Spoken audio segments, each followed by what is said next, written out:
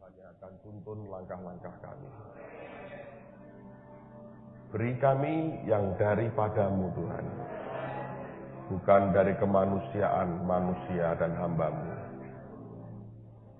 Beri kami yang ilahi, karena itu yang sanggup mengubah kehidupan kami. Terima kasih Bapa, Engkau Tuhan yang luar biasa, Engkau Tuhan yang maha baik, Engkau Tuhan yang perkasa. Dan Bapa, dalam nama Tuhan Yesus, biarkan roh-Roh-Mu yang melayani setiap kami dengan hikmat, wahyu, dan pengertian, yang memampukan kami menangkap akan isi hati-Mu dan belajar mengenal Engkau lebih lagi. Terima kasih Tuhan. Di dalam nama Tuhan Yesus, dan kemuliaan hanya bagi Yesus Tuhan kami. Yang percaya berkata, amin. Berikan kemuliaan bagi Tuhan kita. Amin. Jangan duduk, saudara. Baik, kita akan mulai pelajaran pertama pada pagi hari ini, dan sampai dengan Jumat siang nanti kita akan belajar bersama-sama, dan saya ingin mengalir dengan apa yang Tuhan taruh dalam hati, karena itu yang paling penting buat kehidupan setiap kita. Baik, sekarang mari kita buka firman Tuhan dalam Matius pasal yang pertama. Lihat pada ayat yang pertama. Ada satu kebenaran yang simple sekali sebetulnya, tapi seringkali kalau tidak dibuka Tuhan, masih merupakan sesuatu yang hidden, yang tersembunyi. Tapi kalau Tuhan mulai menyingkapkannya buat kita, saudara akan mengerti, tidak ada bagian sekecil apapun dalam firman Tuhan ini yang tidak ada artinya atau meaningless. Saya percaya semua bagian dari firman ini punya pengertian, punya arti, dan sesuatu yang sangat penting buat kehidupan kita. Matius pasal yang pertama, perhatikan pada ayat yang pertama, mari kita baca bersama dengan suara yang nyaring. 2, 3. Inilah silsilah Yesus Kristus, anak Daud. Lalu orang membaca on and on and on. Dan orang berkata, banyak orang yang melompati bagian ini karena mereka berkata, wow, seperti apa ya, kitab imamat atau kitab ulangan yang ini memperanakkan ini, memperanakkan ini, memperanakkan ini. Sehingga orang berkata, apa gunanya ditulis seperti ini? Tapi saya mau tunjukkan satu kebenaran, dan ini yang Tuhan mau supaya Anda bisa tangkap dengan baik. Alkitab mengatakan inilah silsilah Yesus Kristus. Kata silsilah diterjemahkan juga dalam terjemahan yang lain itu dengan kata yang sangat luar biasa. Karena kata silsilah sebetulnya adalah artinya the family tree atau pohon keluarga. Kata silsilah di sini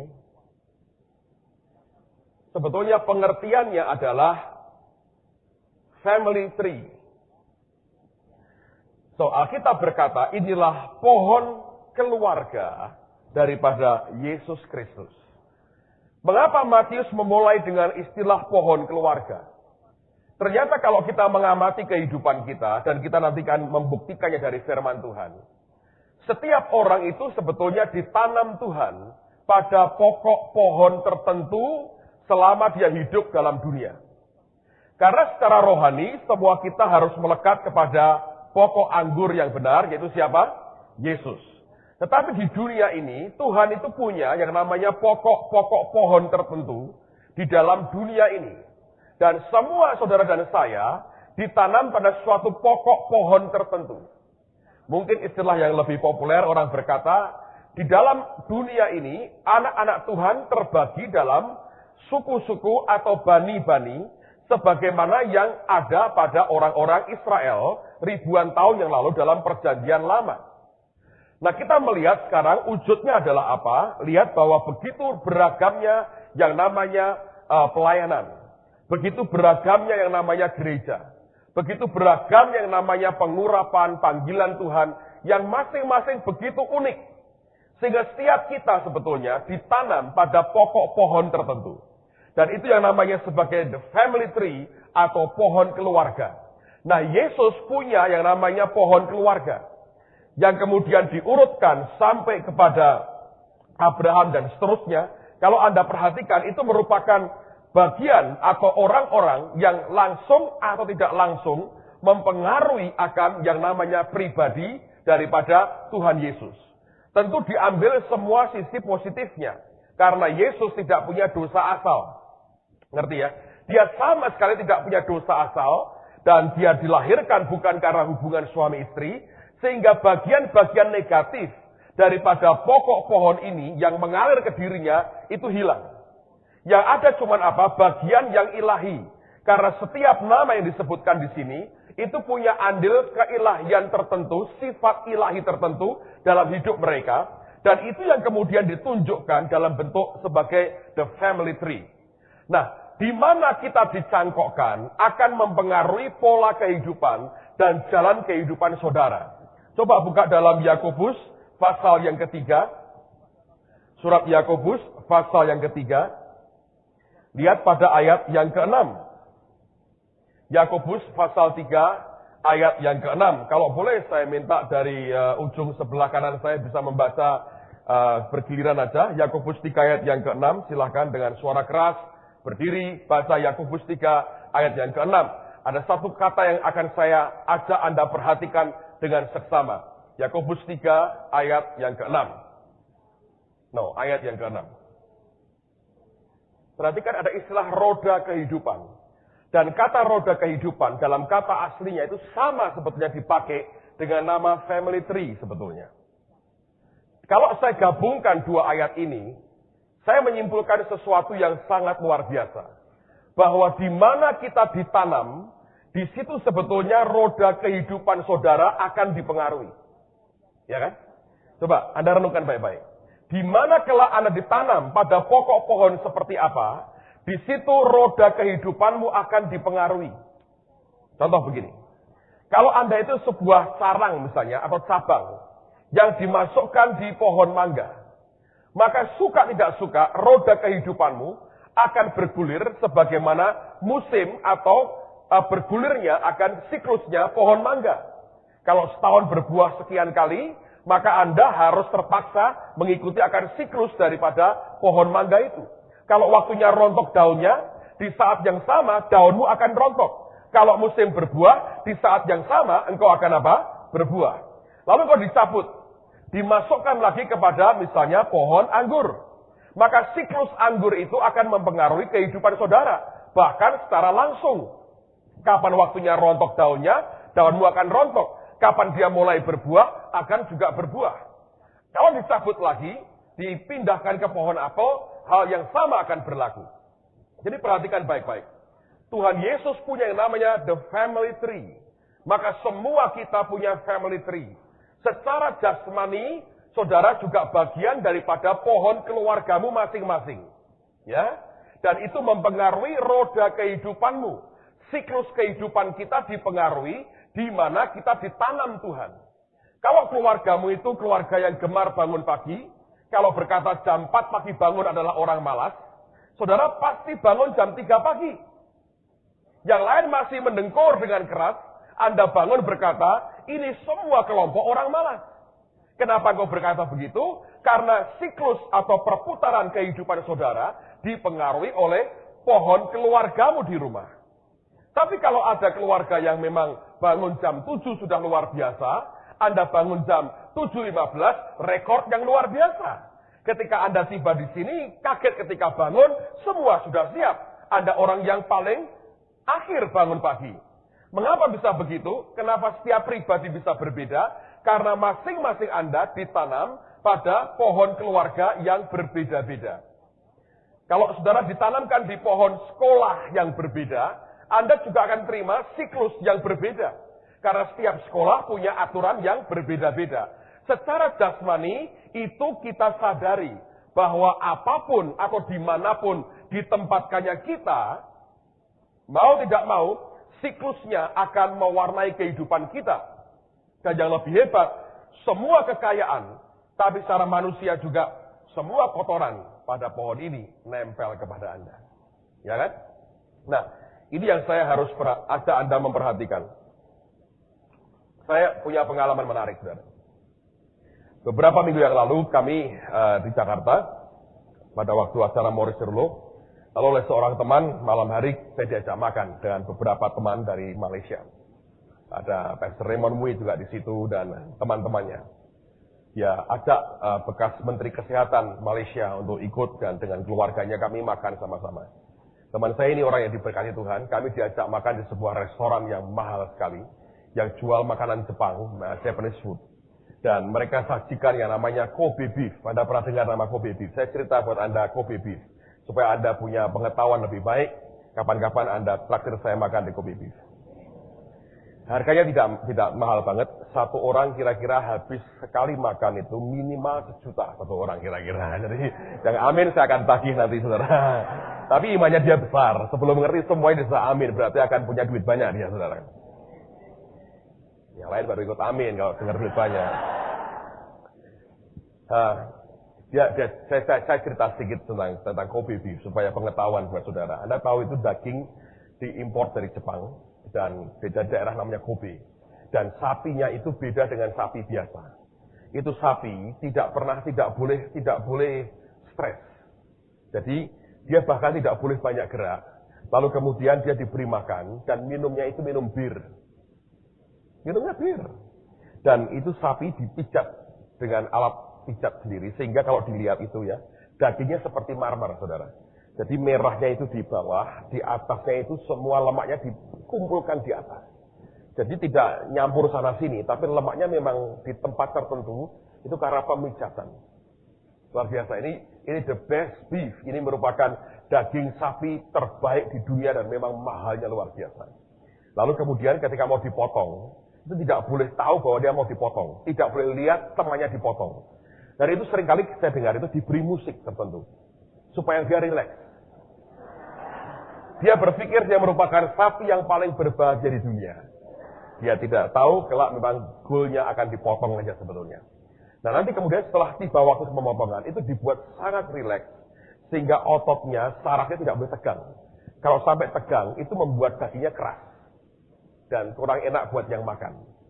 Dia akan dibawa ke tempat penjagalan dengan cara tertentu yang sangat santai. Dan tanpa disadari dengan suatu alat yang sangat tajam. Mati.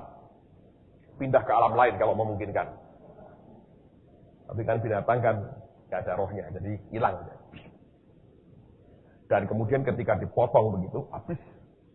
Itulah yang namanya Kobe beef. Jadi makannya tertentu, minumnya bir, drunken cow, saudara ya. Sapi mabuk sebetulnya. Dan kemudian dikasih musik yang mungkin musik-musik kayak Beethoven atau apa saya nggak tahu, yang santai sekali, nikmat. Sehingga semua sarafnya kendor. Kalau dimakan, saudara, Anda seperti makan, rasanya kalau di mulut itu seperti kena permen atau coklat yang nice itu.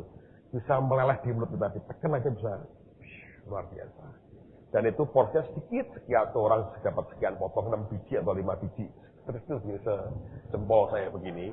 Dan itu 1 juta harganya. Saya mau tahu, nanti yang amin saya pakai kapan-kapan Anda. Tapi setelah kami makan itu kesekian saya makan itu ketiga kalinya saya makan ini. Lalu kemudian teman saya dengan saya hobinya sama, makan yang mahal itu hobi kami. Jadi dia yang bayar, saya menikmatinya. Jadi sejalan lah kita. Dia punya teman dan saya punya yang bayarin. Jadi kita selalu sehati urusan itu.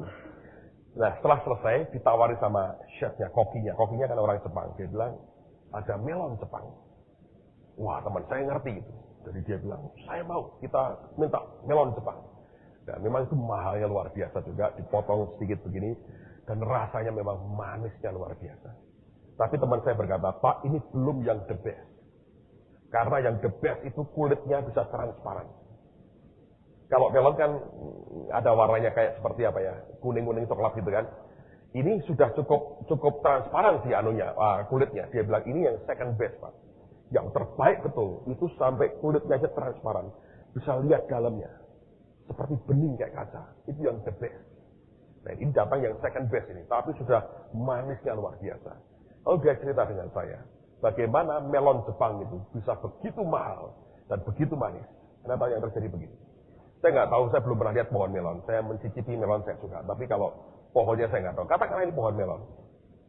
Di setiap cabang itu kan pasti akan keluar buahnya kan saudara ya. Ini kan.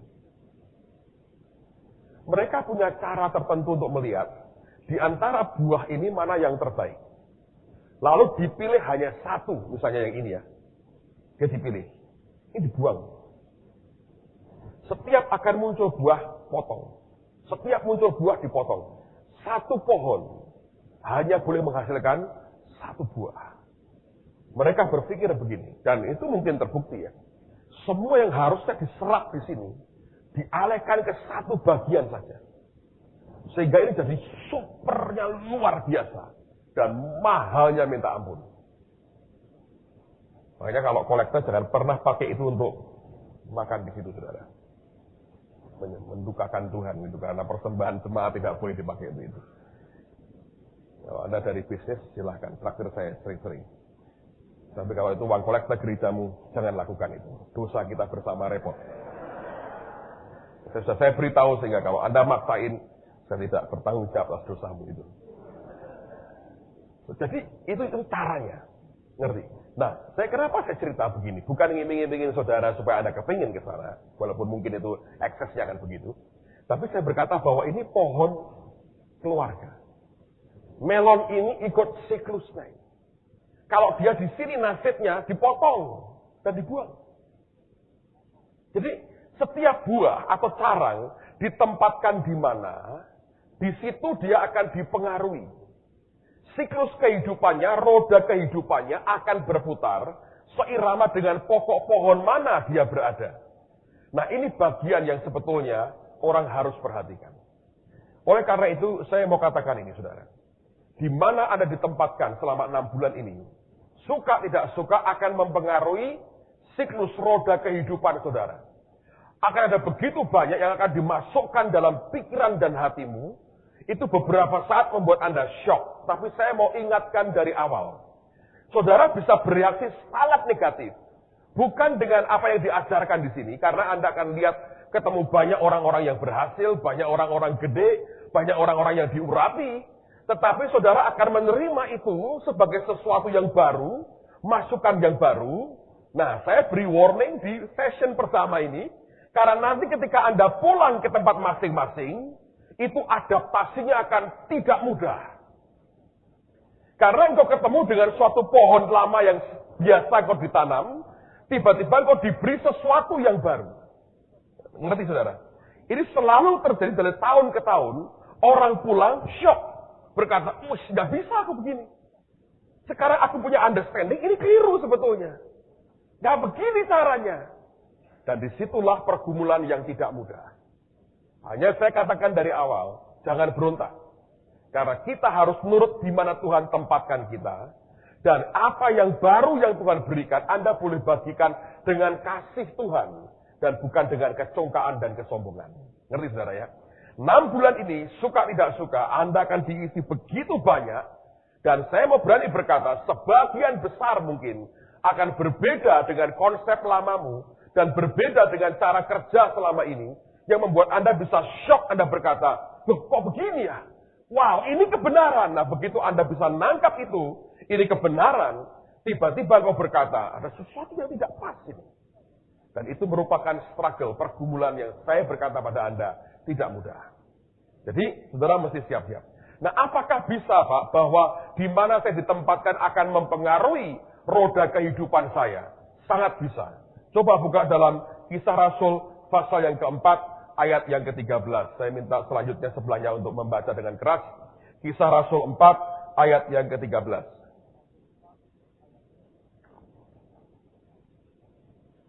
Kisah Rasul 4, ayat yang ke-13. Tolong.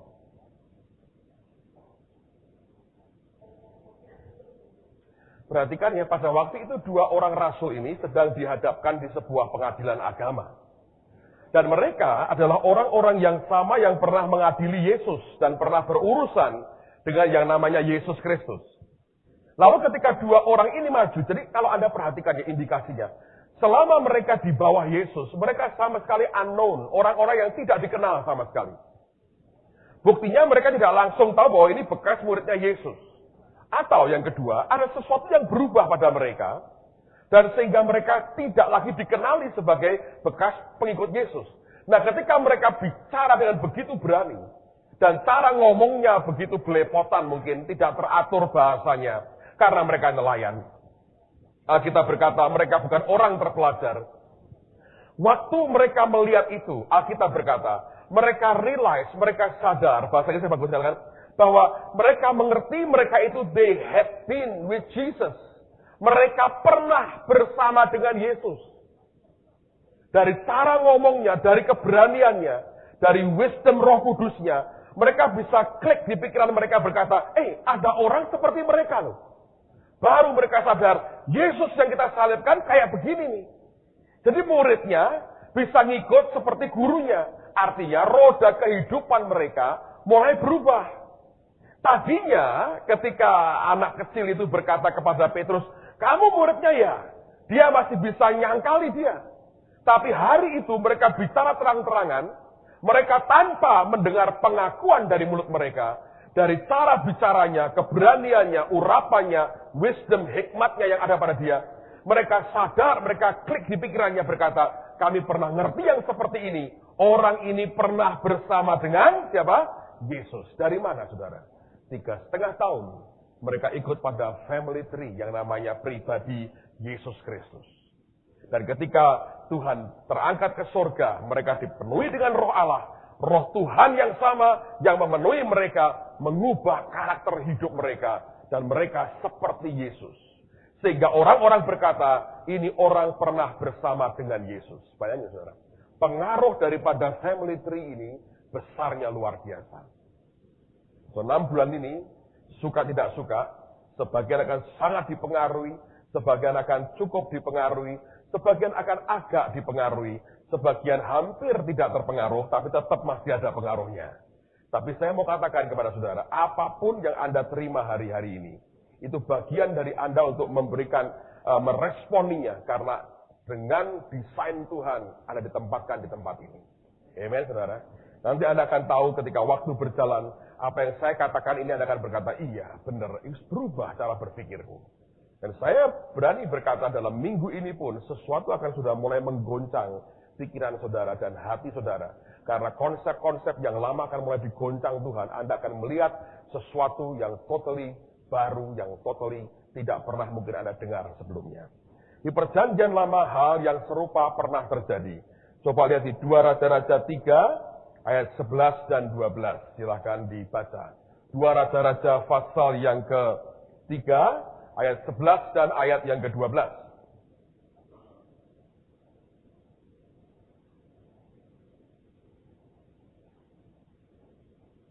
Bisa dibaca dengan keras? Silahkan.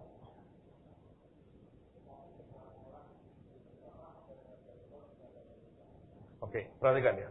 Yosafat mencari seorang nabi. Mereka dalam keadaan terkepung. Mereka join 3 raja dan Tuhan tidak suka. Mereka dikepung, mereka hampir mati, mereka hampir dihabisi musuh.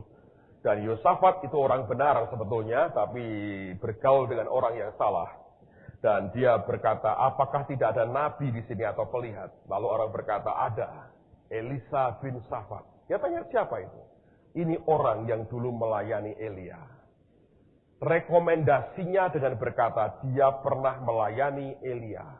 Langsung raja berkata, memang padanya ada firman Tuhan. Jadi gimana Anda ditempatkan, itu mempengaruhi kehidupan saudara. Bagaimanapun Elisa itu pernah bersama-sama dengan Elia dalam jangka waktu yang cukup lama. Dan apa yang dialami oleh Elia kemudian nular dan nurun kepada Elisa.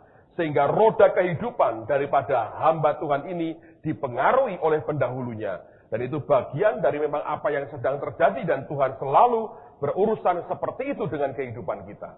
Kita semua adalah bagian daripada family tree tertentu, pohon kehidupan tertentu. Dan disitulah mau tidak mau, suka tidak suka, roda kehidupan kita akan dipengaruhi. Nah, saya ingin berikan beberapa prinsip dasar kepada saudara. Dan ini akan menjadi sesuatu yang akan mulai mengubah cara berpikirmu. Dan selama seminggu ini saya akan banyak bersaksi tentang apa yang selama ini kami alami supaya Anda bisa ngejar apa yang sedang terjadi. Kalau tidak tahu dasarnya, kalau Anda melihat semua yang terjadi, Anda akan bingung. Tapi Tuhan berkata pada saya, kamu cerita saja dari semua yang pernah kamu lewati dan pernah kamu alami, supaya mereka tahu bagaimana aku bekerja di tengah-tengah umatku. Lalu saudara nanti akan dengan gampang mengikuti akan bagian-bagian berikutnya, karena segalanya sebetulnya itu merupakan rangkaian dari sebuah kesatuan. Dasar yang pertama yang terus Tuhan tanamkan sebetulnya sejak gereja kami dimulai, bahkan sejak sekolah ini dimulai. Kalau Anda tahu bagaimana sekolah ini dimulai, secara nalar tidak masuk akal. Sekolah ini dimulai dan disiapkan hanya dalam waktu 6 bulan. Benar, saudara? Hanya dalam 6 bulan sebetulnya. Gedung ini belum ada. Asrama yang itu baru mulai dibangun, belum selesai. Asrama di belakang sana, warnanya apa ya? Kuning atau apa ya? Itu juga sama sekali rata dengan tanah, nggak ada apa-apa ini. Sama sekali. Tapi mengapa selalu itu pola yang Tuhan kerjakan? Dan saya berani berkata bahwa beberapa dari saudara akan dibawa Tuhan dalam pengalaman seperti itu. Nah, memang kita pasti akan berbeda. Detailnya, cara Tuhan pasti akan berbeda. Tapi konsep dasarnya, menurut saya, Tuhan membawa banyak orang sekarang pada konsep dasar yang sama. Apa itu? Yang pertama, buka dalam Kejadian pasal yang pertama, ayat yang pertama sampai dengan ayat yang ketiga.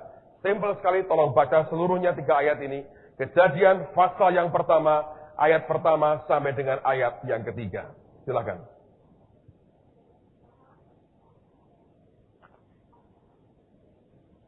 Saya mau tanya, kita punya Tuhan itu 1 atau 3? Hah? 1? 1 atau 3? Atau 2? 1. Jadi Bapak, Anak, Roh Kudus 1. 3 atau 1? 1.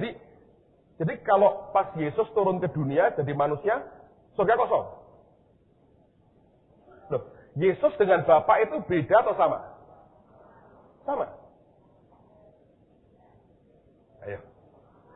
Ayo. Siapa bilang sama? Angkat tangan. Siapa bilang beda? Yang tidak angkat tangan berkata, saya ingin tahu itu. Sekarang saya mau tanya, sama itu artinya sama apanya? Secara pribadi ini sama. Coba saya jelaskan begini ya. Ini penjelasannya begini. Ada orang ngomong begini. Bapak, Putra, Roh Kudus itu sebenarnya satu. Enggak, bukan 3, 1. Contohnya begini. Saya sekarang adalah pengajar di sini. Ya toh? Dipanggilnya saya guru di sini. Kalau saya di Semarang, saya gembala. Kalau di rumah, saya suami. Dengan anak-anak, saya seorang ayah. Jadi saya itu 4 atau 1? Jadi Tuhan itu 3 atau 1? 1. Artinya begini, Bang. Bapak itu ya, itulah Yesus, itulah Roh Kudus, gitu kan? Wah, ini gawat. Anda dalam masalah besar. Jadi ketika Yesus berdoa ke Bapa itu pura-pura.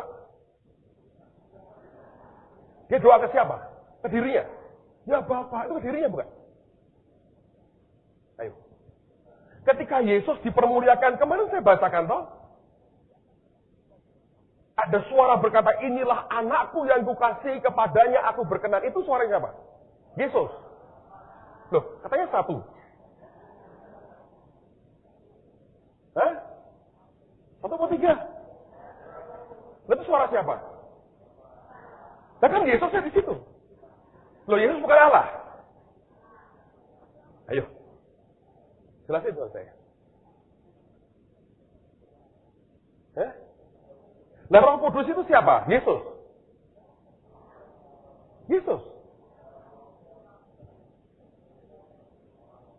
Loh, dia kalau berkata, nanti aku akan mengirim penolong, itu yang dikirim siapa? Itu Yesus juga.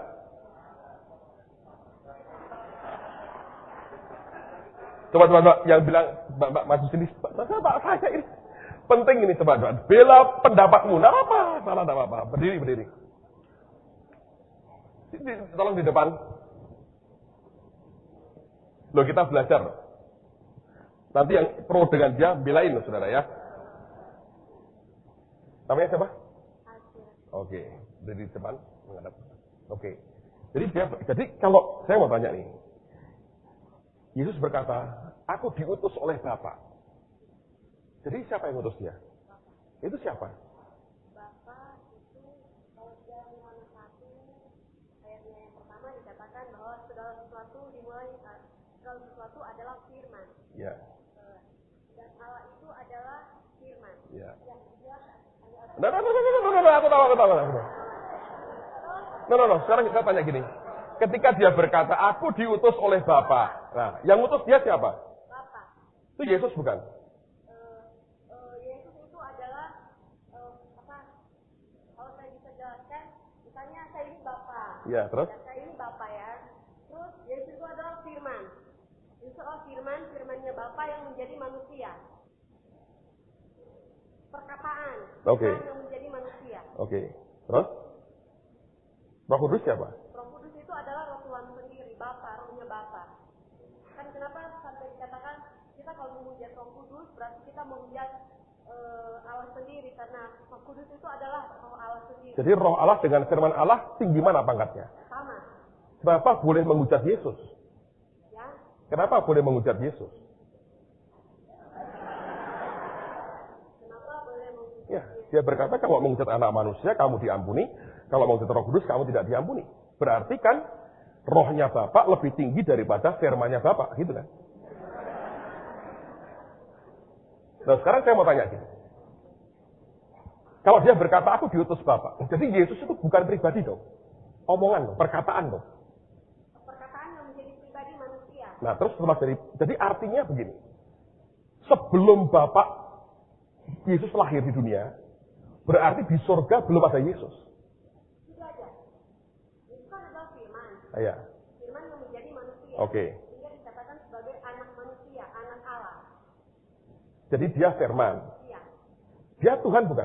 Tuhan. Dengan Bapak sama nggak? Sama. Sekarang perkataan saya dengan saya sama nggak? Kalau kamu dengar saya kaset saya, bicara apa? Ngomong tanda-tanda.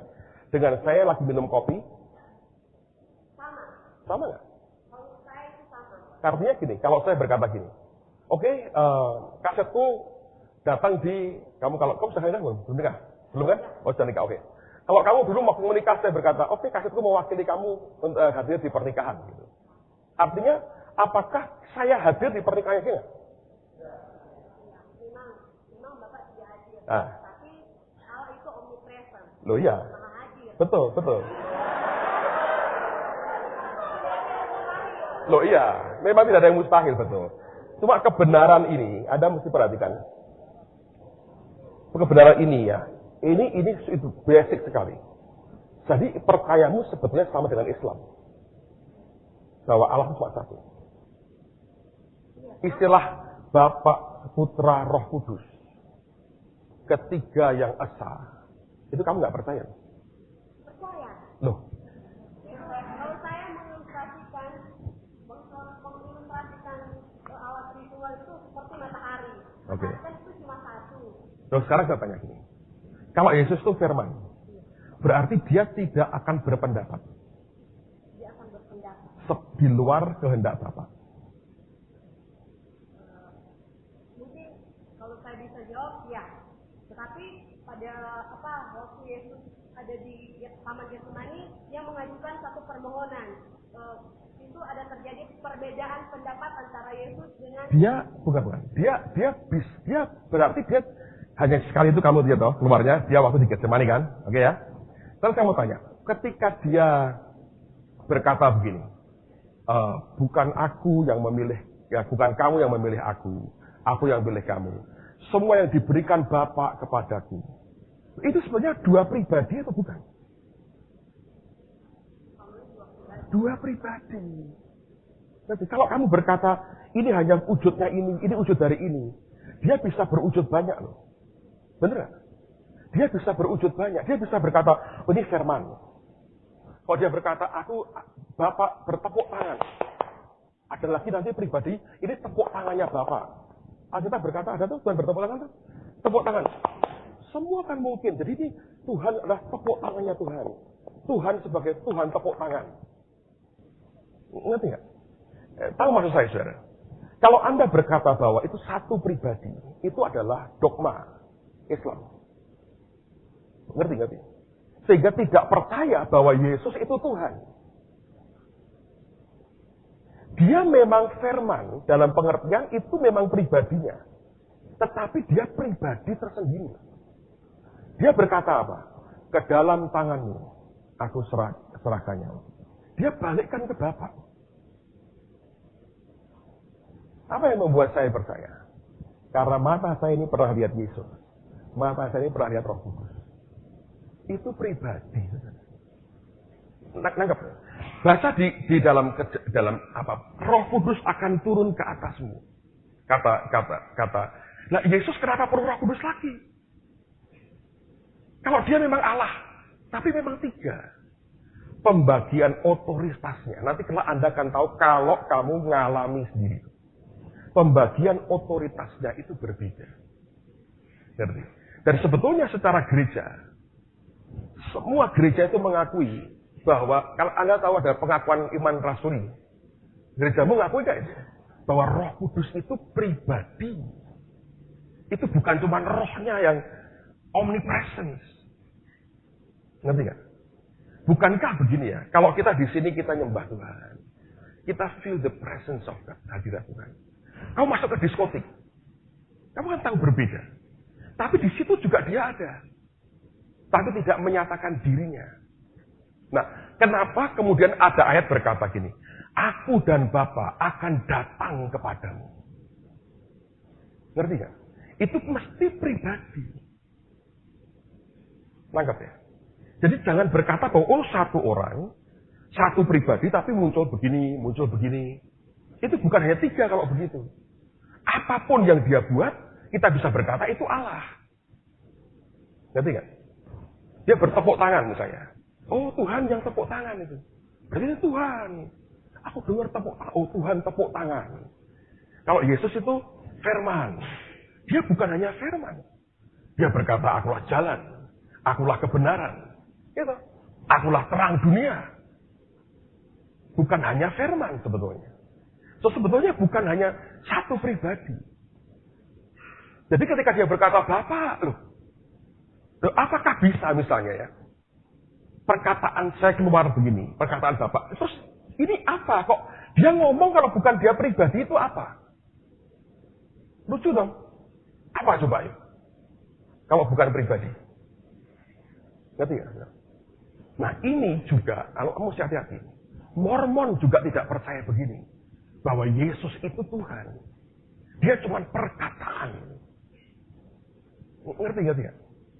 Ini saya mau luruskan dari awal. Karena ini akan membawa penyesatan luar biasa buat hidupmu. Dan akibatnya saudara tidak akan bisa bergaul dengan benar dengan dia. Mudeng ya? Oke ya, duduk dulu. Tak jelasin lagi. Saya berasa ada yang aneh memang ketika tadi kenapa saya tanya ini? Karena tanya dengan staf selama 6 tahun tidak pernah saya tanya ini. Kali ini saya berkata, tanyain mereka. Sebab ternyata banyak yang, saya nggak tahu siapa yang ngajari saudara. Tapi kalau engkau berkata cuma satu pribadi, salah besar. Itu 3 pribadi. Makanya dibilang esa. Karena saking semua pandangannya, pendapatnya, perasaannya itu tidak pernah konflik. Sebetulnya. Makanya orang berkata itu esa. Kenapa di Pancasila dibilang ketuhanan yang maha esa, bukan ketuhanan yang maha satu? Karena gereja waktu itu berkata esa. 3 pribadi. Jadi kita tidak hanya nyembah satu, tapi esa. Ngerti? Itu 3 pribadi. Jadi kalau saudara berkata cuma satu, ini perkataannya, ini rohnya. Nah, Tuhan itu roh bukan? Bapak itu punya daging nggak? Seperti kita. Bapak itu roh nggak? Nah, kok perlu roh lagi? Kalau itu satu. Ngerti. Kok perlu roh lagi? Nah, kalau saya ada rohnya. Yesus sekarang ini punya daging dan tulang seperti kita. Tapi tubuh baru. Nangkap ya? Sehingga dia seperti kita tapi tubuh baru. Kalau Bapa dan Roh Kudus itu roh. Alkitab berkata, Tuhan itu apa? Roh. Nangkap? Nah kalau dia roh, untuk apa dia perlu roh lagi? Masa ada roh di dalam roh? Masa dalam roh kita ada roh lagi? Ngerti kan? Nah, sebetulnya kejadian 1 ini sudah memberikan gambaran yang gamblang. Kita berkata, lihat, roh Allah melayang-layang. Oke, kalau itu rohnya Bapak melayang-layang, loh, Bapak mati dong, nggak punya roh. Saya mau tanya, kalau saudara rohmu diangkat Tuhan hari ini, mati nggak saudara? Kalau Bapak punya roh, dia bukan roh dong. Tapi kan dia roh. Nangkep ya? Nah kalau itu keluar dari Bapak, Bapaknya mati. Mati. Rohnya melayang-layang. Masa begitu? Enggak lah. Ngerti nggak? Jadi Anda mesti baca firman dengan benar, saudara. Kalau tidak itu bisa jauh sekali. Semua penyimpangan besar dimulai dengan satu error kecil aja. Kecil. Saya berkata begini. Kebenaran itu tidak usah dilembutkan. Kebenaran tidak usah dikompromikan dengan pandangan orang lain. Kalau mata rohani mereka kelak terbuka, mereka akan tahu. Itu yang membuat mereka nentang bahwa ini bukan Tuhan ini. Ini cuma manusia. Yesus itu. Dan itu beda yang sangat bertentangan dengan apa yang kita percayai. Nangkap saudara ya? Alkitab berkata, roh Tuhan itu melayang-layang. Berfirmanlah Allah. Jadi kalau rohnya keluar, gimana dia? Masa roh di dalam roh? Kan nggak ada. Jadi ketika semua itu dasar prinsipnya begini, saudara. Karena ini 3 pribadi. 3 pribadi yang satu. Makanya kalau kita terima berkat Tuhan kan, boleh dikatakan ini. Kasih dari Allah Bapa, anugerah dalam Kristus Yesus. Gitu. Persekutuan dengan Roh Kudus. Dia berkata, aku akan mengirim penolong yang lain. Itu artinya 2 pribadi. Roh itu akan mengajari kamu apa yang aku katakan kepadanya. Dia akan berkata-kata seperti aku katakan kepadanya. Jadi pribadi Yesus ngomong ke Roh Kudus, kamu omong gini ke anak. Karena apa? Roh Kudus sekarang ini yang bersama dengan kita. Ngerti, saudara? Dia yang ngomongi apa yang Yesus mau katakan kepada kita. Jadi ini dasar. Saya ingin Anda pahami ini dulu. Karena saya nanti akan minta beberapa hamba Tuhan untuk ngajar secara teologianya secara lebih dalam supaya Anda mengerti ini.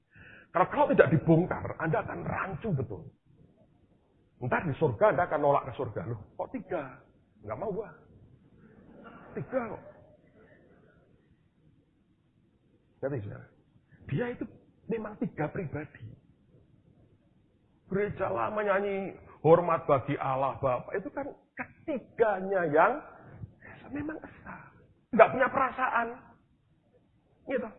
Tep saya Anda maki-maki, Anda bakar. Saya nggak merasa apa-apa kok. Suara saya itu tidak punya perasaan. Tapi kalau sampai dia jadi manusia dan dia punya perasaan. Dan ketika dia naik ke surga, dia akan kembali. Itu memang pribadi.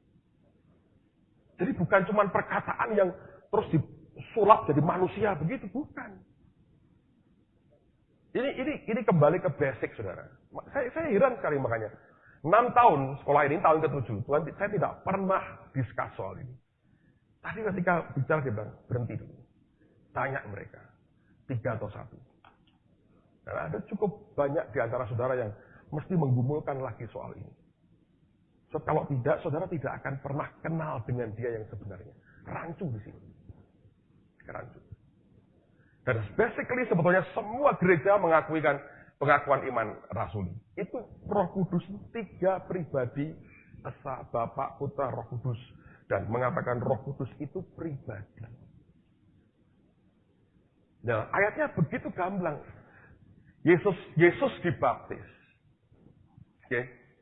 Bapak berkata, inilah anakku yang kukasih, kepadanya lah aku apa? Berkenan. Turunlah Roh Kudus seperti 3 atau 1? 3 pribadi. Not one. Nanti kalau Anda bisa muncul error begini. Nanti bisa muncul, ada 8 roh Tuhan, 12 roh Tuhan. No. 1. Roh Kudusnya itu dalam bergerak gitu. Dalam berbagai wujud itu kalau Roh Kudusnya. Tapi pribadi Tuhan kita ada Bapa, ada Putra, ada Roh Kudus. 3, saudara. Ngerti ya? Jadi itu bukan sekedar gini, kalau hanya firman jadi manusia itu jadi-jadian.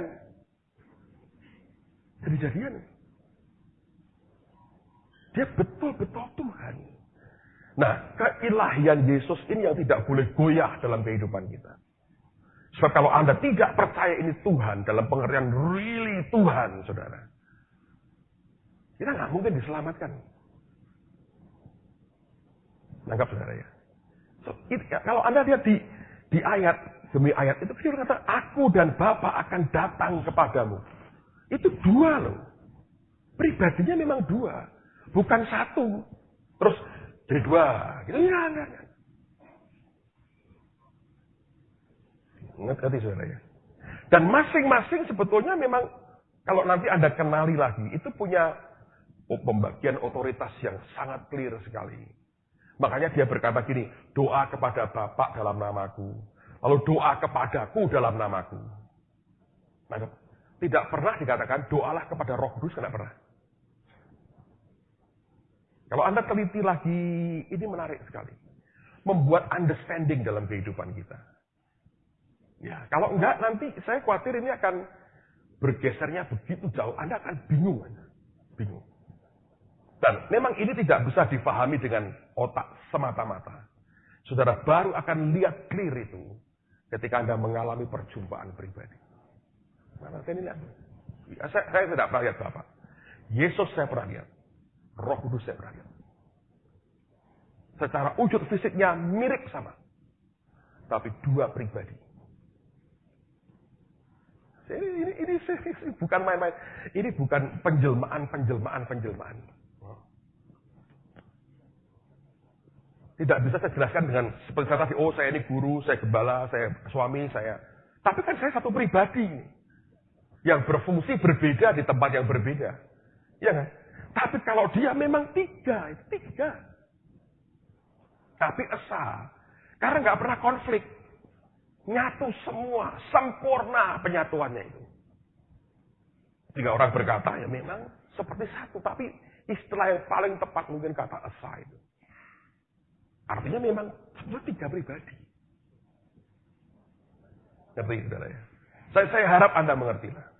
Saya tahu akan butuh waktu untuk membuat ini dibongkar dari cara berpikir kita. Tapi saya harap nanti dari waktu ke waktu nanti Anda belajar. Anda boleh tanya nanti semua yang ada di sini. 3 pribadi atau 1. Jangan mereka semua akan berkata 3. Sebab ini dasar yang menurut saya semua kita harus memahami. So, kalau tidak, akan berbahaya. Oke? Misalnya begini. Tapi mereka, Tuhan, 3 tapi 3. Nantilah, dalam pengalaman Anda dengan Tuhan, Anda akan mengerti, oh ini waktunya aku minta ke Bapa. Oh ini waktunya aku minta ke Yesus. Nanti kalau Anda akan mengerti. Kalau salah, itu nggak apa-apa. Roh Kudus nanti ngajari kita. Nuntun kita. Bimbing kita. Nangkap ya. Kalau kita berkata, oh dia omnipresent, jadi di surga ada, di dunia ada, jadi semuanya dituduhi semua sama Tuhan. Nah begitu. Jadi pura-pura kenapa mesti doa ke Bapa, kenapa mesti doa ke Yesus? Kalau itu sama ya sama aja. Enggak tuh. Gitu. Kenapa dia mesti berkata, Bapa, aku berdoa kepadamu ketika manggil Lazarus? Kenapa nggak berkata, aku Tuhan, bangun lu Lazarus? Kenapa dia berkata Bapa? Supaya orang percaya engkau yang mengutus aku. Itu memang pribadi yang berbeda. Mereka berkata kita punya Tuhan 3. Seperti kepercayaan lain kita punya orang Tuhan 3. Enggak. 3 pribadi, tapi esa. Jadi saya harap ini paling tidak mengganggulah saudara selama sekian minggu ini. Kalau bisa perkataan saya ini mengganggu hatimu, bagus. Syukur-syukur bisa meluruskan apa yang mengagetkan saya hari ini. Tapi Tuhan itu tidak pernah kaget. Saya heran, tanya staf saya tidak pernah 6 tahun ribut soal begini. Artinya ngurusi soal beginian nggak pernah. Ketika tadi mau saya terusin, dia berkata, berhenti dulu. Tanya mereka. Tuhan mengerti segala sesuatunya. Kalau ini tidak diberesi dalam pikiran kita, konsep kita, nanti kelirunya tambah parah. Karena Mormon berkata begitu. Oh, dia bukan Tuhan, ini perkataannya saja. Nanti, oh ya, Mormon kalau gitu yang betul. Wah, gawat. Ngerti, saudara? Justru ini yang hebat. Kalau itu bukan 3 pribadi, tidak mungkin. Sebab Yesus itu punya daging. Dan punya tulang. Tubuh baru.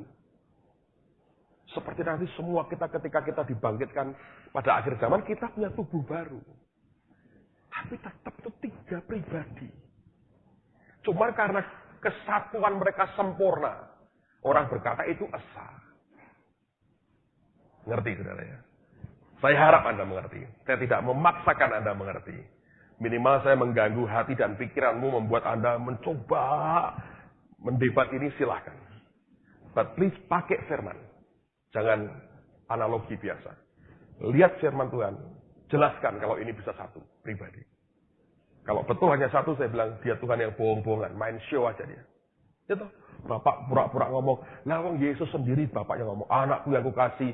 Saya bilang, ya dia sendiri yang mengaminkan dirinya. Ngerti? Kalau kita tidak terima perkenan Bapak. Kalau betul dia hanya merekayasa begitu. Karena hanya 1 pribadi sebetulnya. Nggak bisa. Dan kalau dibilang bahwa Yesus dikatakan dia dengan dia lahir sebagai manusia. Oke?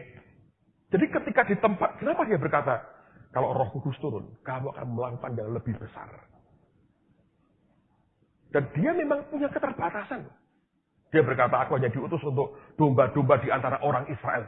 Orang Siro-Fenisia itu cuma 1 yang tolong dia. Tapi kelak ketika murid-muridnya menyebar dan dipenuhi dengan Roh Tuhan, lebih luas arealnya. Tangkap, saudara. Baca semua indikasinya, baik yang tertulis maupun yang terindikasi, semua menyatakan sebetulnya itu 3 pribadi. Itu bukan 1 pribadi yang punya berbagai macam fungsi yang berbeda. Tapi itu 3. Kalau Anda tidak percaya itu 3, itu gawat. Karena di situ sebetulnya awal penyimpangan dan penyesatan akan terjadi. Saya harap ini Anda pelajari, Anda pahami. Saya harap kelak akan dijelaskan lebih detail. Mungkin Anda perlu diyakinkan secara pikiran oleh teolog-teolog tertentu. Kita akan minta beberapa pengajar untuk meyakinkan saudara. Supaya Anda tahu dengan persis. Tapi saya beritahu saya lagi, 3 saudara. Tapi esa. Ngerti?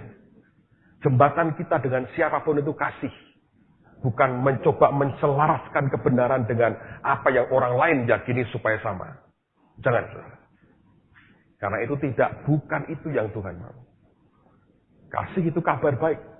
Tuhan turun ke dunia, mati buat kita, menebus dosa kita. Amen. Kita ada waktu break sebentar, nanti kita akan teruskan lagi. Mari berdiri sama-sama.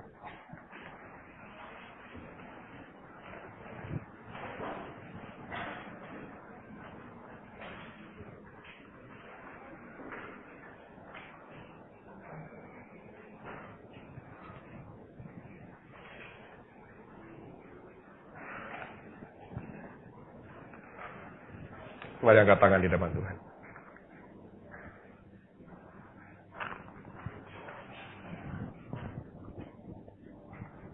Tuhan, tidak ada yang bisa menjelaskan kecuali Engkau menjelaskan kepada anak-anak-Mu. Tentu Tuhan Engkau mengerti bagi banyak orang ini misteri. Tentu Tuhan Engkau memahami bahwa mereka mencoba memahami dengan kemampuan mereka memahami. Tapi satu yang hamba minta dalam nama Tuhan Yesus. Roh Kudus Engkau yang akan menerangi hati setiap kami. Setiap firman yang kami baca, biar membuka mata rohani kami. Tolong anak-anak-Mu Tuhan. Tolong dalam nama Tuhan Yesus. Sembahyang saudara minta, katakan ke Tuhan Roh Kudus.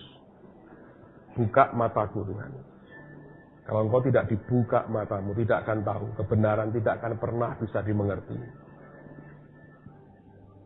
Ambil beberapa saat sembahyang, minta kepada Tuhan. Yarapa shanta karala pashata karana. Shiti karala mata sondokoro pushiti kiarala mata. Shikarala pashanta karala patakaya masantaka.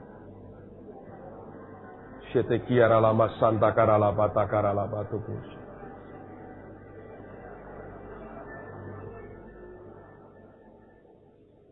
Tuhan, kau tolong.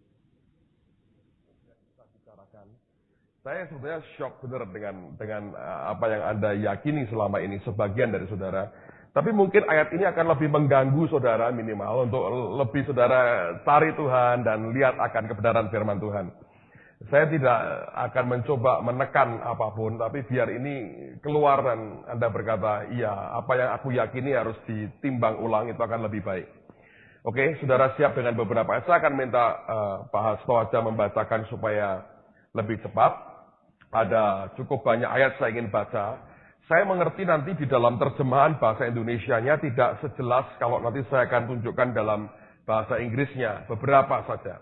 Tapi minimal itu akan memberikan masukan kepada kita bahwa cara pandang kita bahwa dia hanya satu pribadi, single, itu sebetulnya sama sekali bukan yang Tuhan mau tunjukkan kepada kita. Oke, Anda siap? Buka Kejadian pasal yang pertama, ayat yang ke-26. Ini ayat yang sangat klasik sekali. Kejadian pasal yang pertama, ayat yang ke-26.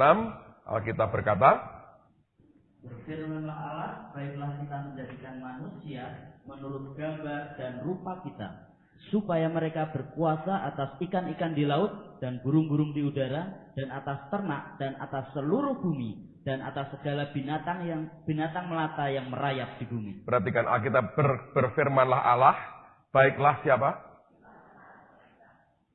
Yang berfirman siapa? Ayo. Baiklah kita. Dia tidak bicara dengan malaikat. Malaikat tidak punya daya cipta. Right? Jadi, siapa yang percaya Tuhan kita itu memang tulus dan tidak main politik? Coba angkat tangan. Beberapa Anda tidak percaya dia tulus. Kalau dia ngomong kita, artinya lebih dari satu pribadi. Tapi karena unity-nya itu begitu sempurna. Ya. Nanti saudara akan lihat. Itu memang tidak ada gambaran di dunia ini karena kita ini sudah jadi makhluk yang istilah saya mungkin cedera karena dosa. Yang namanya unity dalam pengertian sebenarnya kita ini 100% murni, itu nggak ada di manusia ini. Saya terus terang, saya punya pandangan sedikit berbeda. Ada teman-teman berkata begini, kalau kita berdoa siapa yang menjawab? Yesus. Kalau Yesus yang berdoa siapa yang jawab? Kita. Apa itu? Jadikan kami satu. Saya berkata itu bohong besar. Kalau Anda lihat di gereja, hamba-hambatan gandeng-gandengan itu. Apakah itu unity? Sebagian dari unity memang. Tapi kalau dilihat di dasar hatinya, apakah sudah 100% unity? Belum. Dari mana Pak akan terjawab? Kalau Anda baca baik-baik doa Yesus, dia berkata, biar engkau nyatakan kemuliaan-Mu, sehingga mereka menjadi satu. Satu hari kelak saya percaya ketika the glory of God, kemuliaan Tuhan dinyatakan. Waktu terang yang murni dan sejati itu muncul, maka terang dalam hidup kita dan semua kehidupan kita akan terbuka. Dan orang sadar akan dirinya yang tidak berarti apa-apa. Dia merendah. Nah mereka, kita semua saling merendah di hadapan Tuhan. Itu akan menciptakan unity. Selama tidak ada perendahan diri yang mutlak ketika dibandingkan dengan kemuliaan Tuhan. Kalau Anda perhatikan sebetulnya kita harus mengatakan bahwa tidak mungkin manusia memberikan apa yang diminta oleh Yesus. Menurut saya terlalu bersemangat. Beberapa teman berkata, kita jawab doanya Yesus. Saya tidak terlalu yakin. Kita akan diberi anugerah oleh pekerjaan rohnya. Sampai dibuat begitu rendah merendah di depan Tuhan. Dan pada waktu itu kita sadar, kita membutuhkan satu dengan yang lain. Amen, saudara. Jadi ada kata let us. Dan sebetulnya kata Elohim itu bukan tunggal, saudara. Sekedar supaya Anda tahu saja. Dan kalau dia membedakan itu dan dia precise, tepat sekali menggunakan istilahnya. Jangan berkata dia cuma satu pribadi. Saya beri ayat yang lain lagi. Kejadian pasal 3 ayat 22. Kejadian 3, 22.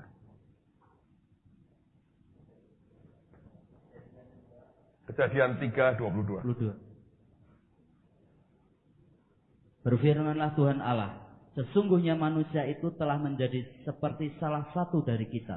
Perhatian, salah satu dari siapa? Satu atau lebih dari satu? Lebih dari satu. Dia pakai istilah, marilah kita. Manusia telah menjadi seperti salah satu dari kita. Ya kan? Jadi kalau Anda berkata, oh dia satu pribadi hanya fungsinya berbeda. Enggak. Itu memang pribadi, karena itu dikatakan Yesus, Bapa mengasihi aku. Kalau sudah main perasaannya ikut, itu bicara tentang pribadi. Kalau hanya benda atau kata-kata, tidak ada perasaannya itu ikut. Tapi kalau sudah pribadi, ekspresi kasih itu mulai muncul. Nanggap saudara ya. Saya harap ini buat perenungan. Kejadian 11 ayat yang ke-7. Kejadian 11 ayat yang ke-7. Baiklah kita turun dan mengacok balaukan di sana bahasa mereka, sehingga mereka tidak mengerti lagi bahasa masing-masing. Baiklah kita turun. Itu kan ketika manusia membangun menara Babel. Ya kan? Pakai istilah baiklah kita turun. Artinya more than one. Itu bukan singular. Plural sebetulnya. Dan kata Elohim sendiri itu sebetulnya bukan singular. Satu pribadi bukan. Tapi dia plural. Inilah keesaan yang Anda harus perhatikan baik-baik. 3 tapi 1, 1 tapi 3. Gambarannya apa di dunia? Nggak ada. Karena kita ini ciptaan yang sudah cacat karena dosa. Ngerti saudara? Di dunia tidak bisa di-compare dengan apa yang di surga. Tapi dia mau berkata, itu sebetulnya memang 3 pribadi. Yesaya 6 ayat yang ke-8. Alkitab, bahasa kita tidak tepat terjemahnya. Tapi nanti saya tunjukkan. Yesaya 6 ayat 8. Ini ayat yang sangat populer sekali. Perhatikan apa yang firman Tuhan katakan. Yesaya 6 ayat yang ke-8. Lalu aku mendengar suara Tuhan berkata. Tuhan yang berkata ini. Oke. Siapakah yang akan kuutus? Dan siapakah yang mau pergi untuk aku? Nah, berarti saudara. Kalimat kedua, siapa yang mau pergi untuk aku itu sebenarnya salah. Tapi kalau Anda cek dalam terjemahan yang lain, semua yang lain berkata, who will go for us? Siapa yang mau pergi untuk kami? Yang bicara Tuhan. Dia berkata, who will go for us? Siapa yang mau pergi untuk kami? Ingat, itu bukan singular, bukan satu, tapi jamak. Kata kita, kata kami, itu menunjukkan sesuatu yang more than one, lebih dari satu. Who will go for us? Siapa yang mau pergi untuk kami? Oke. Yesaya 48 ayat yang ke-16. Saya nanti akan tunjukkan lagi akan terjemahan yang lain. Yesaya 48 ayat yang ke-16. Yesaya 48 ayat yang ke-16. Mendekatlah kepadaku, dengarlah ini. Dari dahulu tidak pernah aku berkata dengan sembunyi, dan pada waktu hal itu terjadi, aku ada di situ. Dan sekarang Tuhan Allah mengutus aku dengan rohnya. Sebetulnya terjemahnya begini. The Lord God and His Spirit. Tuhan Allah dan rohnya. Had sent me, telah mengutus aku. Jadi itu more than one. More than one. Saya harap Anda punya gambaran. Ayat yang terakhir untuk meyakinkan lagi. Yohanes 10 ayat 30 sampai dengan ayat yang ke-35. Yohanes 10 ayat yang ke-30 sampai dengan ayat yang ke-35. Perhatikan baik-baik. Yohanes 10 ayat 30 sampai 35.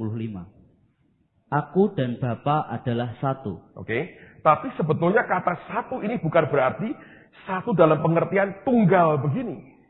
Nanti dia akan menjelaskan lebih jauh. Teruskan lagi. Sekali lagi orang-orang Yahudi mengambil batu untuk melempari Yesus. Kata Yesus kepada mereka, banyak pekerjaan baik yang berasal dari Bapa-Ku yang kuperlihatkan kepadamu. Pekerjaan manakah di antaranya yang menyebabkan kamu mau melempari aku? Jawab orang-orang Yahudi itu, bukan karena suatu pekerjaan baik maka kami mau melempari engkau, melainkan karena engkau menghujat Allah dan karena engkau sekalipun hanya seorang manusia saja menyamakan dirimu dengan Allah. Kalau dibilang dia Tuhan, orang tidak mau. Kalau dia bilang dia adalah kata-katanya Tuhan, orang masih mau terima. Tapi sebetulnya tanpa sadar kita sudah mendowngrade-kan Tuhan Yesus. Dia itu pribadi sebetulnya. Terusin lagi. Kata Yesus kepada mereka, tidakkah ada tertulis dalam kitab Taurat kamu? Perhatikan. Aku telah berfirman, kamu adalah Allah. Berhenti dulu. Bahasa Inggrisnya jelas. Kamu adalah Allah. Ye are gods. Bukan satu God. Bukan. Tapi kamu adalah God. Bicara tentang pribadi yang lebih dari satu. Berarti tiga apa? Esa. Kalau kita bertiga misalnya, unity-nya begitu sempurna. Anda tanya pendapat tentang A, jawabannya persis sama. Semuanya persis sama. Tapi memang pribadinya tiga. Terusin lagi. Kata Yesus kepada mereka, tidakkah ada tertulis dalam kitab Taurat kamu, aku telah berfirman, kamu adalah Allah. Jikalau mereka kepada siapa firman itu disampaikan, disebut Allah, sedang kitab suci tidak dapat dibatalkan. Masihkah kamu berkata kepada dia yang dikuduskan oleh Bapa dan yang telah diutusnya ke dalam dunia, engkau menghujat Allah karena aku telah berkata, aku anak Allah. Lihat, saudara, ngerti ini. Selalu isunya yang paling krusial adalah apakah Yesus itu Allah. Nah, ini yang Anda harus perhatikan karena ini akan nanti membuat akan membuat gampang goyang imanmu sebetulnya. Karena kau berkata, oh dia bukan benar-benar Allah lah, dia hanya kata-katanya Allah. Beda loh saudara, itu beda loh. Tapi kalau engkau berkata, memang dia Allah. Iya kan? Akan berbeda. Caramu nyembah, caramu bergaul dengan dia. Imanmu ke dia akan berbeda. Ngerti? Ye agak. Nah dari mana Tuhan Yesus mengutip itu? Karena ini isunya pada waktu itu dia berkata, kamu ngucap. Karena orang Yahudi sampai sekarang percaya, Allah cuma satu. Pribadi begini.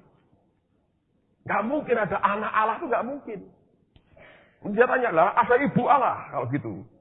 Selalu kan kita mau mencoba persepsinya disamakan dengan persepsi kita di dunia ini kan. Jadi kalau mereka tidak mau percaya ada anak Allah, lu menghujat. Marah mereka. Salibin. Kalau dia berkata, oh akulah kata-kata Allah, mungkin masih mau diterima oleh mereka. Tapi ketika dia bilang, aku anak Allah, ya aku ini Allah. Marah mereka. Dia berkata, aku dan Bapak satu itu sebenarnya artinya sejajar. Marah mereka. Karena kalau nanti Anda baca ketika dia berdoa kepada Bapak, itu sebetulnya dia berkata, aku minta, kata minta di sini dalam bahasa aslinya itu kata yang dipakai untuk orang yang sejajar, selevel. Ada nanti kata minta lagi yang dari orang yang di bawah kepada yang di atas. Tapi yang dipakai Yesus kata itu adalah untuk orang yang sejajar. Kalau saudara ngerti bahasa Jawa itu kan ada grade-nya. Ada yang dipakai untuk sejajar, itu bahasa yang orang berkata ngoko, bahasa kasar. Tapi Anda ketemu dengan orang yang lebih tua, Anda akan pakai bahasa yang lebih halus. Ngerti? Nah, ternyata dipakai Yesus kata minta itu kata yang dipakai untuk orang yang sejajar, selevel. Karena memang dia Allah. Dan ini yang dibenci betul orang Yahudi. Sehingga sampai hari ini, mereka tidak mau terima Yesus sebagai juru selamat mereka. Dan saya beritahu kalau Anda baca di Alkitab, one day mereka akan bayar dengan nyawa mereka. Ketika masuk masa aniaya, baru mereka terbuka. Yang mereka sangkali selama ini, ternyata Tuhan mereka. Dan mereka mesti bayar melewati masa sengsara itu. Jadi, Yesus mengutip dari perkataan siapa? Dari Mazmur sebetulnya. Dan dia berkata itu tidak bisa dibatalkan. Tuhan, ini yang paling sulit buat Tuhan menjelaskan kepada orang-orang Yahudi. Aku ini Tuhan. Mereka bilang, lu anak Yusuf dan Maria. Ngerti saudara? Nah hari ini pun tidak semua anak Tuhan berkata, kamu Tuhan dalam pengertian benar-benar Tuhan ini. Enggak, kamu hanya kata-katanya. Itu mirip loh saudara sebetulnya. Dengan penyangkalan keilahiannya. So kalau itu sekedar kata-katanya, beda dengan orisinilnya. Tetap beda. Bagaimanapun beda. Nah ini saya minta Anda lurus di sini. Karena kalau tidak, itu goyang kelak. Karena engkau tiba-tiba engkau berkata, iya ya aku cuma minta ke kata-katanya kok. Tapi kalau engkau tahu itu pribadi, benar-benar person, seperti Roh Kudus itu person. Tapi kita kan tidak, aku harap sih, Anda tidak terlalu bermasalah dengan, Roh Kudus itu pribadi. Tapi sebetulnya saya berani berkata begini, sampai Anda ngalami, atau bahkan ketemu dengan dia, baru ini pecah di kepala kita. Bam, dia pribadi. Lalu cara perlakuan kita kepada dia pun akan berubah. Sekarang Roh Kudus diidentikan dengan pengurapan. Kalau mau khotbah, Tuhan urapi aku. Mau khotbah apa? Ya terserah gua. Pokoknya gua dapat apa, gua khotbahin. Gitu kan? Tapi kalau Anda kenal dia sebagai pribadi, saya beri gambaran begini. Kalau Anda ada malaikat di sampingmu begini. Anda kan tahu ini malaikat. Oke. Jadi Anda akan, kalau ini nampak di depan mata, Anda akan mesti punya confidence. Oh, ada malaikat di sampingmu. Tapi kalau Anda berkata, oh ada spirit, roh.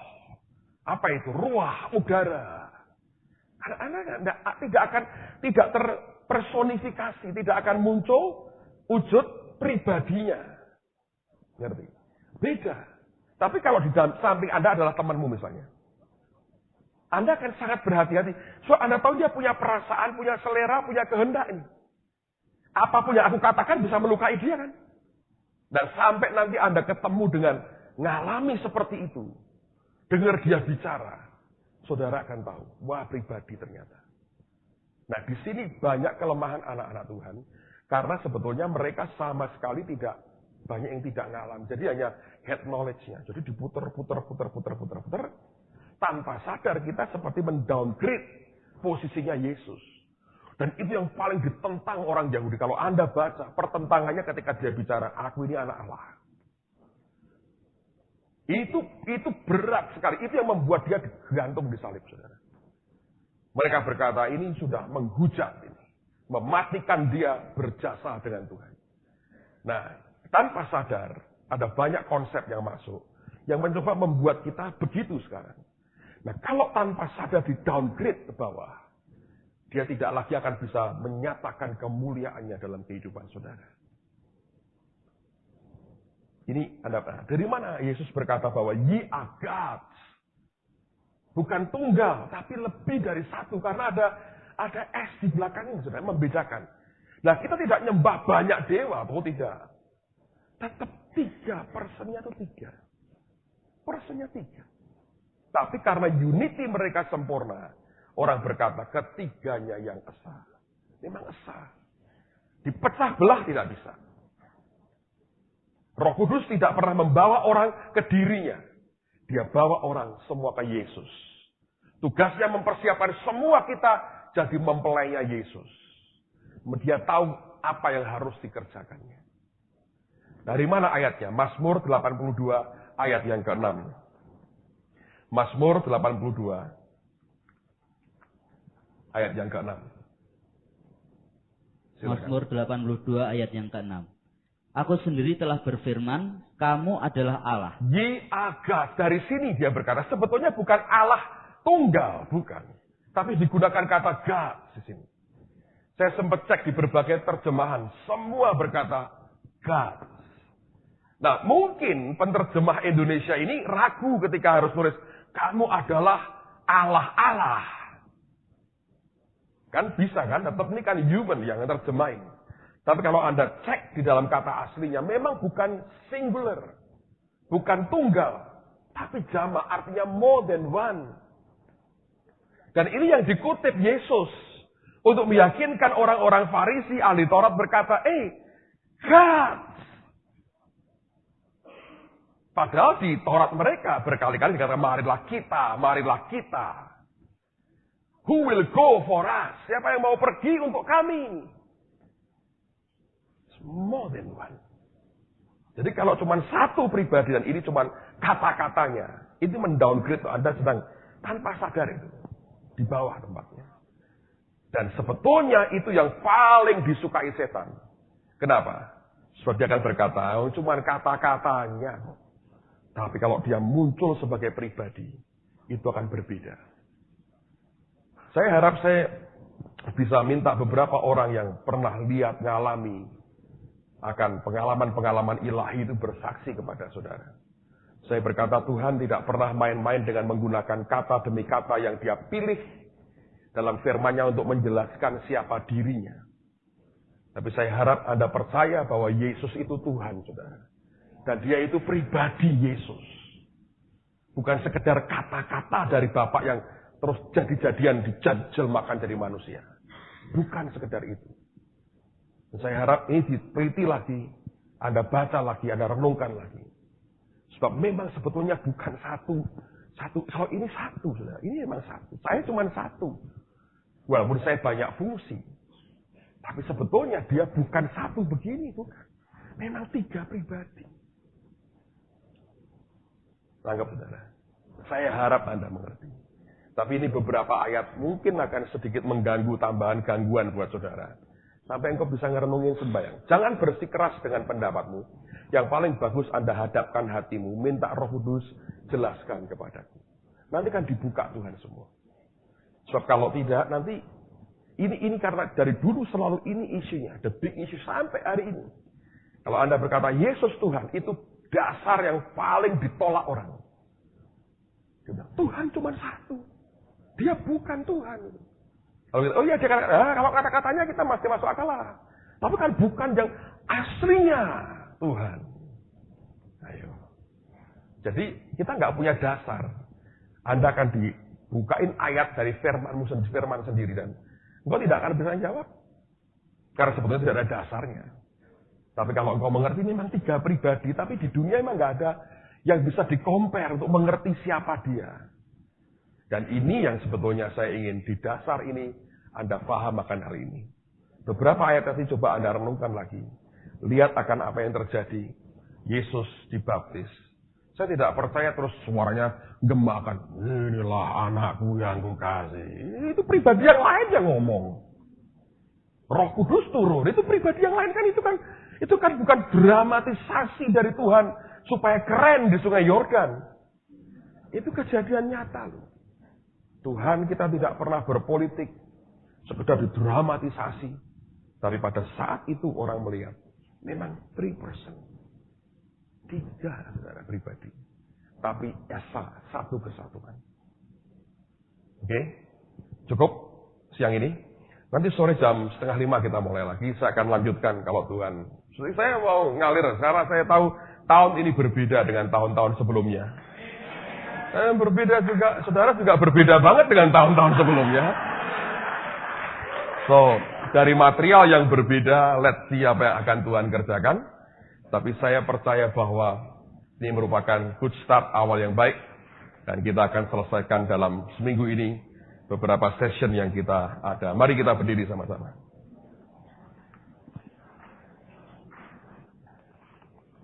Dialah anak domba. Dialah anak domba. Mari angkat tanganmu di hadapan Tuhan.